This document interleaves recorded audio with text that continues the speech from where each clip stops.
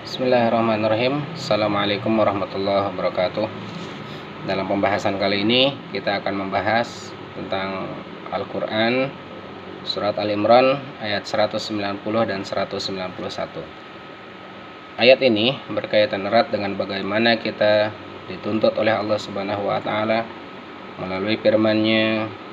Melalui ayat ini kita diajak untuk berpikir kritis, memikirkan tentang betapa agung dan betapa besarnya segala macam ciptaan Allah Subhanahu wa Ta'ala yang ada di bumi ini.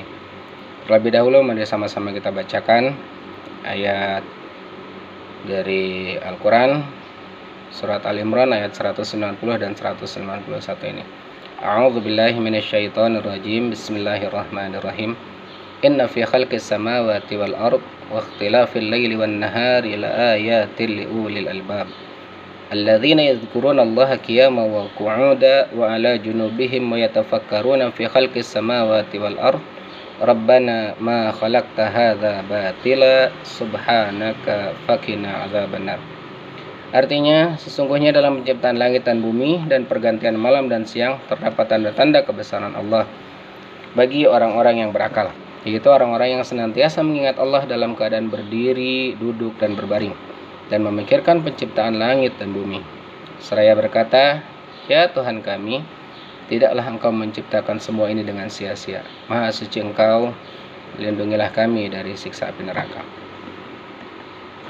Banyak hal-hal yang tersirat dari kedua ayat ini. Yang pertama, inna fi khalqis samawati wal ardi wa ikhtilafil laili wan nahar la ayatil liulil albab. Sungguh pada penciptaan langit dan bumi, wa ikhtilafil laili wan nahar, kita lihat berbagai macam hal, baik yang ada di langit dan ada yang ada di bumi. Salah satu yang dapat kita ambil hikmahnya ketika kita melihat langit, betapa agung dan betapa besarnya langit ini dapat berdiri kokoh walaupun tanpa tiang. Begitupun kalau kita melihat yang ada di bumi, segala hal baik yang kecil penciptaan Allah dari mulai yang terbesar sampai dengan yang terkecil sekalipun, kita akan semakin banyak menemukan ayat-ayat dan tanda-tanda kekuasaan Allah Subhanahu wa Ta'ala. Contoh unta, kita lihat sampai dengan hari ini para ilmuwan masih berpikir bagaimana hebatnya seekor unta yang dia mampu hidup di padang pasir yang sangat gersang. Bahkan dia bisa bertahan hidup selama 1,5 bulan lamanya. Masya Allah, 1,5 bulan tanpa minum. Lalu bagaimana unta bisa bertahan? Ini yang menjadi terus digali oleh para ilmuwan, bagaimana kehebatan unta tersebut, yang pada akhirnya para ilmuwan modern menggali sedemikian rupa, mereka berpikir sedemikian rupa, dan ternyata unta menurut para pakar baik itu fisiologi dan biologi telah menemukan jawaban dari misteri tersebut, yaitu bahwa unta ternyata memiliki kemampuan untuk mereproduksi air dari lemak yang terdapat dalam punuknya. Nah, kita lihat bahwa unta itu di punuknya itu terdapat lekukan, bahwa lekukan itu bukan satu hal yang sia-sia, tapi mengandung arti yang sangat besar bagi kehidupan unta itu sendiri. Nah, ternyata di punuknya tersebut mengandung lemak yang melalui proses kimiawi yang tidak dapat ditandingi oleh industri yang ada di dunia ini. Proses yang sangat besar, proses yang sangat hebat tersebut. Unta menyimpan cadangan air di punuknya. Jika unta menyimpannya di bawah kulit seperti manusia misalkan, maka suhu tubuh akan meningkat drastis dan berakibat fatal. Tapi tidak dengan unta. Unta mampu menyimpan lemak di punuknya sekitar 120 kg. Masya Allah, 120 kg. Dengan jumlah cadangan lemak sebanyak itu, unta mampu bertahan hidup tanpa air selama 1,5 bulan. Ini hal yang luar biasa. Yang kemudian dari lemak yang ada di punuknya tersebut, inilah yang akan dia rubah sedemikian rupa, kemudian ini jadi bahan minumnya unta itu sendiri, dengan proses yang sangat dahsyat tentunya. Ini baru hal kecil, masih banyak hal-hal lainnya yang dapat kita pikirkan Ini baru tantangan Allah melalui ayat yang pertama dalam surat yang tadi sudah kita bacakan, melalui ayat yang sudah kita bacakan. Berikutnya ayat ini juga menantang itu penciptaan yang ada di sedemikian adanya penciptaan yang ada di bumi, salah satu bagian kecil yang ada di bumi.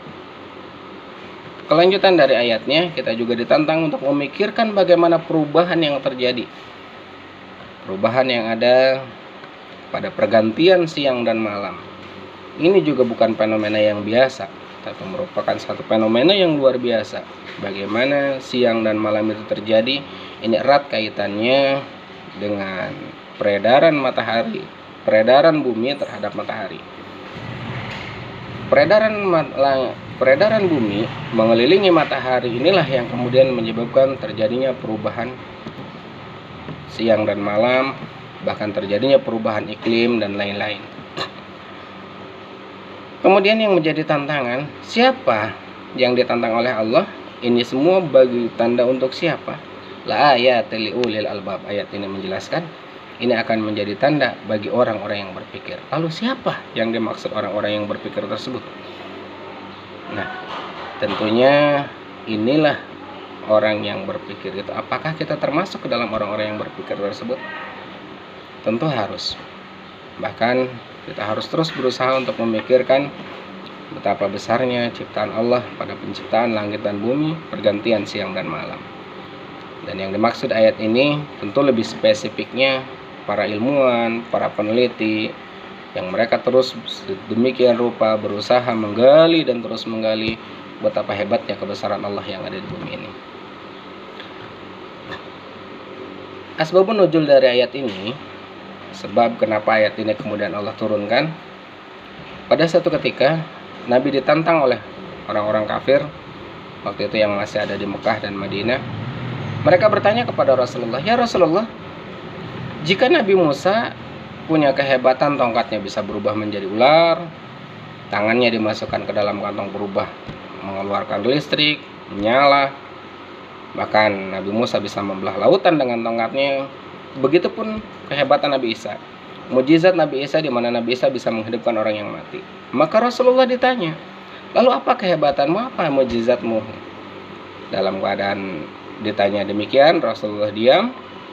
Maka turunlah ayat ini sebagai tantangan menjawab dari apa yang menjadi keraguan orang-orang kafir itu, bahwa ayat-ayat Allah, tanda-tanda kebesaran Allah tidak mesti dan tidak harus selalu ditunjukkan melalui langsung kepada Rasulnya, tapi juga dengan kita menyaksikan semua gejala alam yang ada.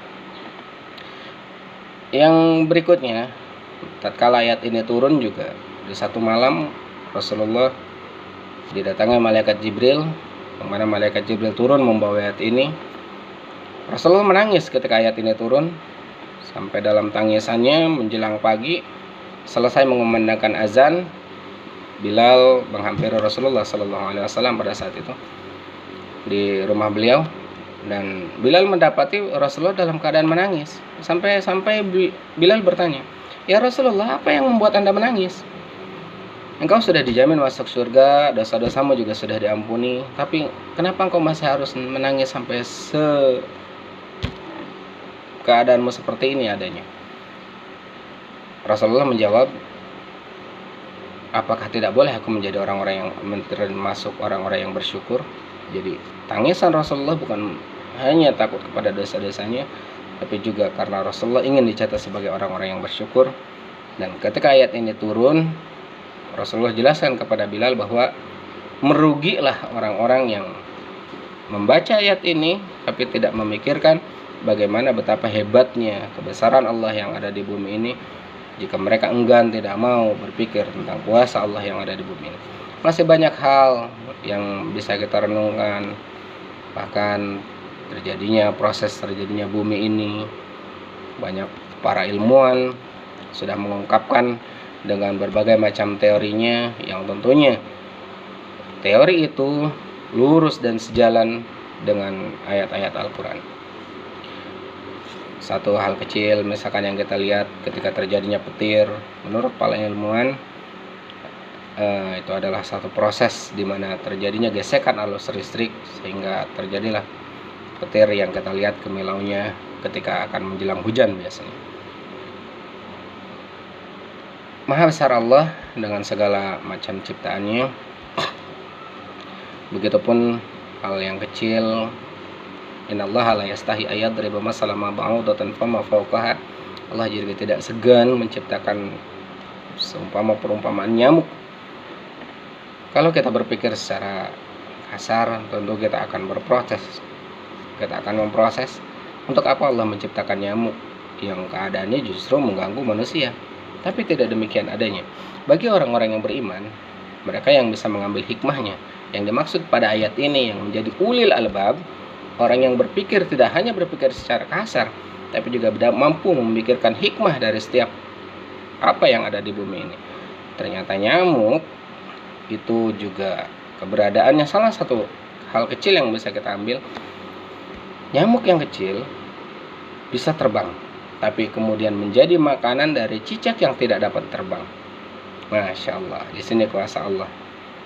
Bagaimana cicak yang hanya diam di dinding, tapi kemudian dia bisa memakan nyamuk yang terbang.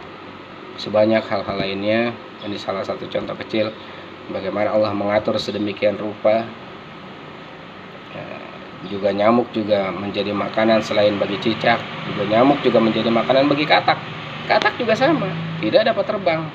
Nyamuknya dapat terbang. Ini luar biasa. Tentu ada hikmah yang lainnya yang bisa terus kita ambil, yang terus bisa kita petik. Mari sama-sama melalui ayat ini kita terus berpikir tentang betapa hebat, betapa agungnya kuasa Allah di atas permukaan bumi ini.